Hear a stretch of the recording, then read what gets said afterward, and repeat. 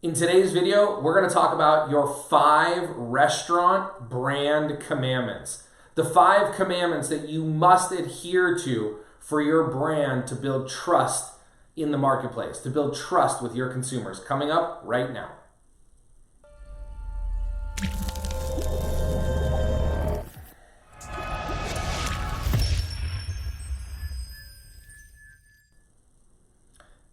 Hey everybody, Ryan Gromfin here, author, speaker, chef, restaurateur, and founder of therestaurantboss.com, as well as clickbacon.com and scalemyrestaurant.com. I'm very excited to bring you today's video about those 5 brand commandments, as I like to call them.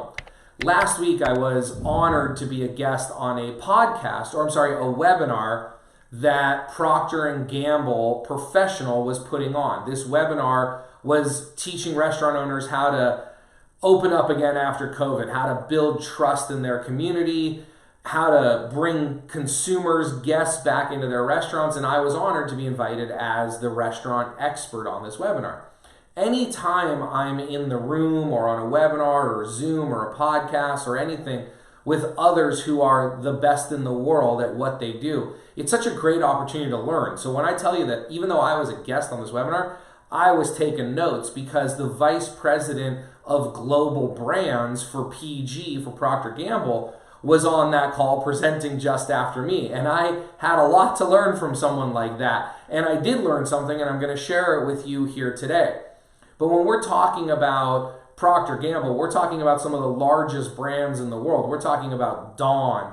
We're talking about Spick & Span, Mr. Eraser, Secret, Crest toothpaste. I mean, the list of brands, you would be shocked, household names that you know that are all under the Procter & Gamble umbrella. And I'm honored to be their quote-unquote restaurant expert to help bring their professional line of products to restaurants all over the country and help share with them some tips and tricks to operate in their restaurant, and then of course using these brands. But anyways, what I want to share with you today is what he called, I don't actually even remember exactly what they call them. I'm calling them the brand commandments. I'm calling them the 5 things, the 5 commandments, the 5 pillars that your brand needs. And whenever they're creating marketing pieces or advertisements for any of their brands, they always run it through this test of these 5 core things. So I want to go ahead and share these with you and then how they can apply to your restaurant brand.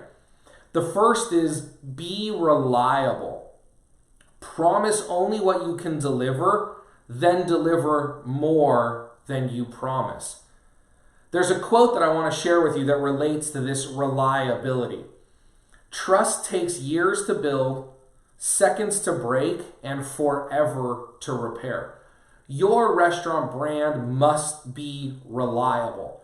In some of my past videos, I talk about promises. I talk about customer promises, employee promises, investor promises. These are promises. These are statements that you put out and let your guests know that you promise to deliver this to them. That if they trust you with their money and their time, you're going to deliver on that promise by doing X or doing Y.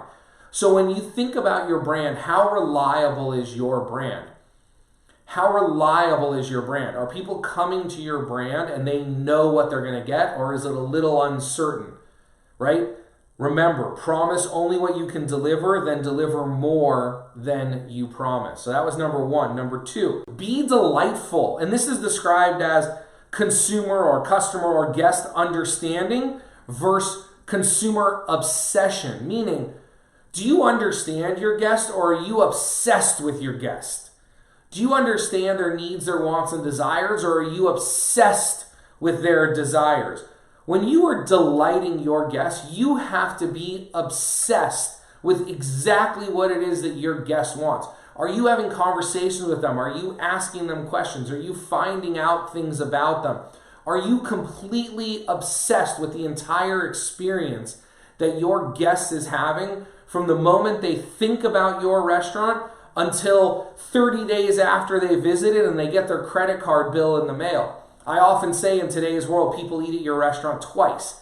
They eat at it the first time, and then they eat at the second time when they pay the credit card bill 10, 15, 20, 30 days later.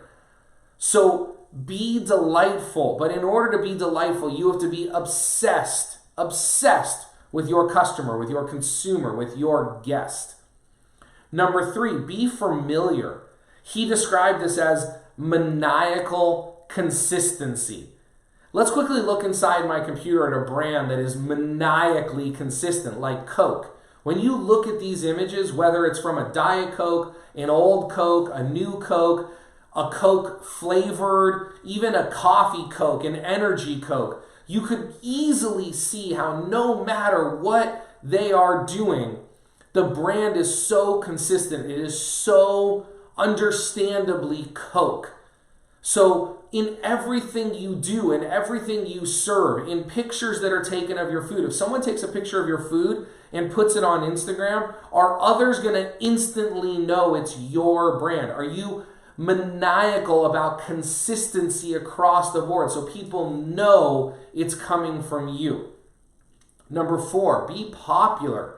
This is the herd mentality, right? When you think about a club, how even though the club is empty inside, if there's a line outside, everybody wants to get in. So are you advertising your popularity? Are you showing people how popular you are? Maybe you're not as busy as you want to be right now, but there are things that are popular.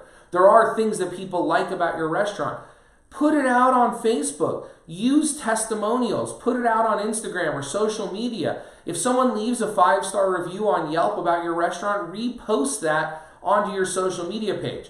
Now double check with all the different posting websites and social media websites and review websites to make sure you're allowed to do that. But most of the time, when someone puts a review out into the public like that, you can now do whatever you want with that review because it's in the public space. So don't make this your everyday marketing strategy, but create that popularity. People want to hang out with the cool kid. So find the things that makes you cool and let other people know that you're cool because of that and create that herd mentality. So number 4 was be popular. Number 5, pretty obvious, but be good.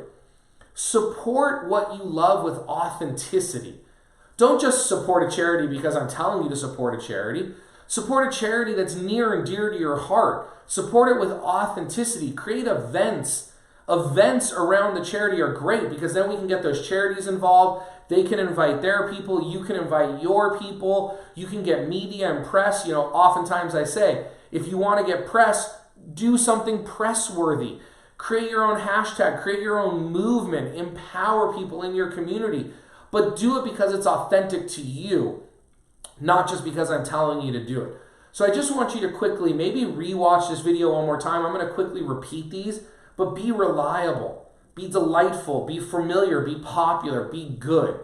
To hear the gentleman from P&G explain these over a period of 20 or 30 minutes got into way more depth than I'm able to here, but it was unbelievable, and I really wanted to share that with you here today. And I really hope that this helps you narrow in your brand a little bit more and really focus on what it takes to build a giant global brand and what you need to be thinking about. You need to be reliable. You need to be delightful because you're obsessed with your customers. You need to be maniacally consistent in your familiarity. Show people how popular you are, and of course, be a brand that stands for something good in your community.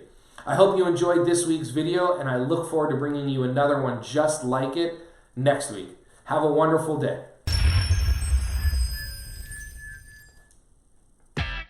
Are you struggling to grow your restaurant business? Are you failing to find the time to do all the things you need to do because you're stuck doing everybody else's jobs? This sucks. I know. I've been there. You're not alone. The difference between where you are now and where you want to be is a plan and some new tools. And that is why I created Scale. It's my newest course for restaurant owners who want to grow their businesses and build an extraordinary brand. Learn more at scalemyrestaurant.com. I hope you enjoyed this week's training video. If you haven't subscribed to our channel yet, would you go ahead and smash the like button right up there so you can get notified every week when we release a new free training video. I've also gone ahead and put a couple of videos for you here and here that I think you're going to enjoy. Remember, systems create freedom. Freedom creates value, and value creates scale. Manage systems, develop people, and be awesome.